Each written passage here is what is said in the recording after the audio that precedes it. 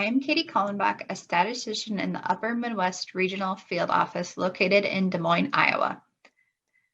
Now that we know what is in the tract, we will collect data for the entire operation on the rest of the questionnaire. In Section E, information will be collected for total acres operated and land use. One purpose of Section E is to determine total land in the operation.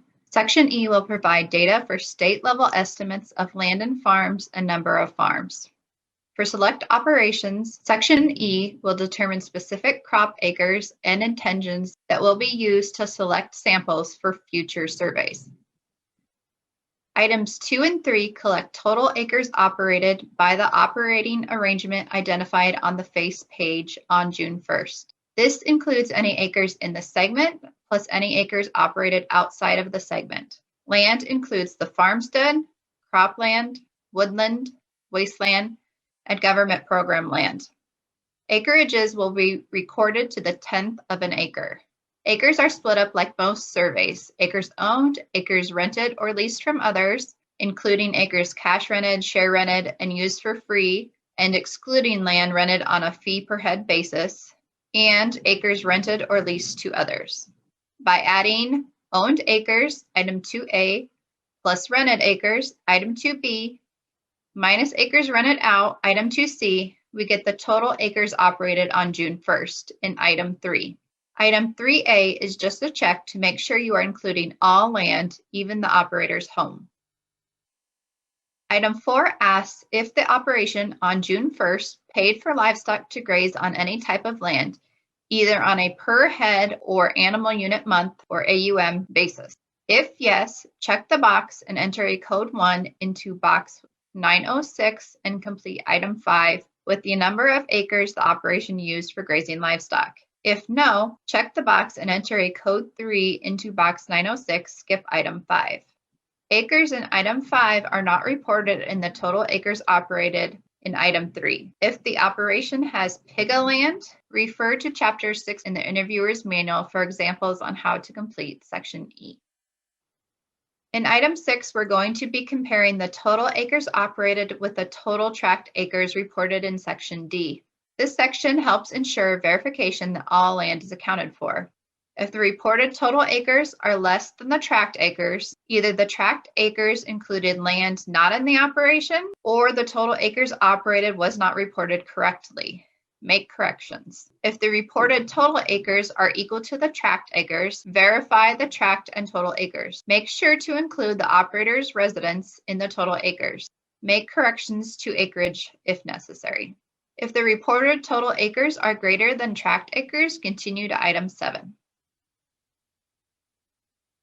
Item 7 will include how many acres of cropland the operation has. Remember to include hay ground, summer fallow, idle cropland, cropland used for pasture, and government program land, such as CRP and WRP. Cropland acres must be greater than or equal to the sum of crops reported in section D.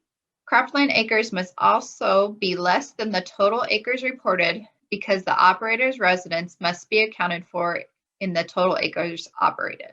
When comparing total acres in box 900 and cropland reported in box 802, the difference must include waste, woods, and pasture reported in section D. Item 8 asks how many acres are in the Conservation Reserve Program, or CRP, or in the Wetland Reserve Program, or WRP. Since CRP and WRP are considered cropland, those acres should be included in the total cropland, item 7. If the operator has land that is in CRP that is not cropland, such as trees, leave a note explaining the situation. As the enumerator, you will complete item 9. Refer back to the crop stocks box. If the box is checked, check yes on item 9 and continue with the next question. If the box is not checked, check the no box on item 9 and skip all questions until section G, hogs and pigs. The next questions refer to crops and stocks on the entire acres operated. Item 10 identifies if there were any fruit trees, grapevines, tree nuts, berries, excluding strawberries, and Christmas trees on the total acres. Exclude any fruit, berry, or nut acreage used only for home consumption. If yes, check the yes box and enter the total acres in item 10A. If no, check the no box and skip 10A. Item 11 refers to small grains grown on the operation.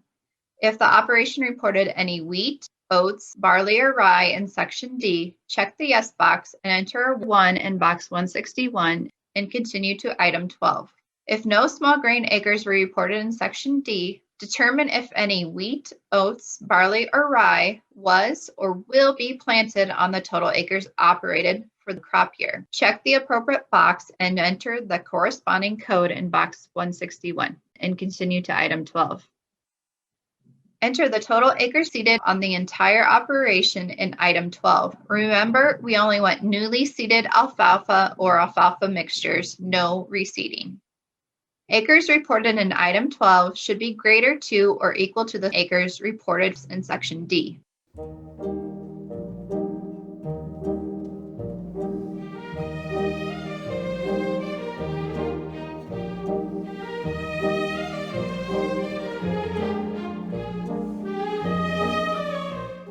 All right, I'm back for another exercise. This one will cover section E.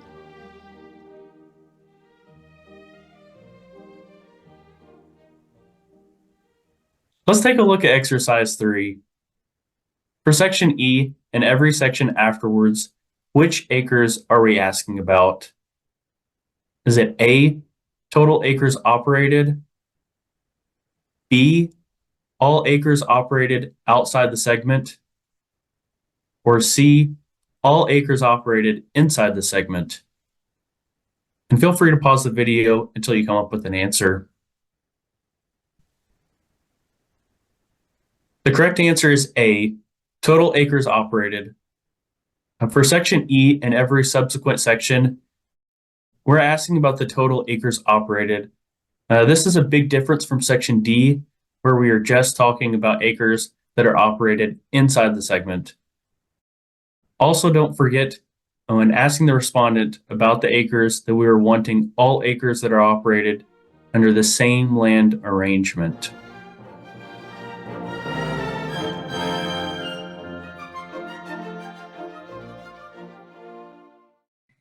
In section F, data will be collected on grains and oilseeds in storage on the entire operation. More information can be found in the interviewer's manual in chapter 6.7. The purpose of section F is to collect grain and oilseed data to prepare estimates of the quantity of grains and oilseeds stored on farm. Results are published in the Grain Stocks Report released at the end of June. This section will only be complete if the crop stocks box is checked. In item 1, report the storage capacity of all structures normally used to store whole grains or oilseeds on the total acres operated on June 1st. The reporting unit, either bushels or pounds, is pre-printed on your questionnaire. Make sure to include only storage for whole grains and oilseed. Do not include storage for crops such as hay, corn silage, potatoes, fruits, vegetables, etc. Include permanent structures normally used to store whole grains and oilseeds. Include structures currently in use or will likely be used in the future. In storage capacity, exclude bags, wagons, or ground piles, licensed on-farm storage facilities, and storage facilities rented to others. Item 2 will account for whole grains and oilseeds stored on June 1st on the total acres operated. Include grains and oilseeds for any purpose such as feed, seed, sale, etc. They must be whole, unprocessed grains and oilseeds. Do not include flour, cracked corn, processed grains, or mixed grains. Exclude any storage on the operation for hay, corn silage, fruits, vegetables, etc.